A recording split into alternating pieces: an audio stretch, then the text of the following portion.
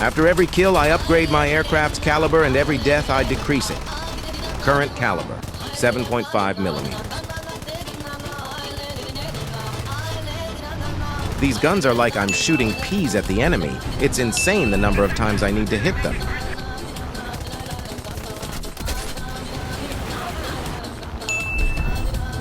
Now it's time for the good old 50 cal. You can never go wrong with this gun.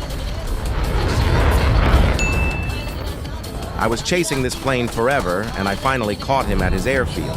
As a result, I decided to fully commit.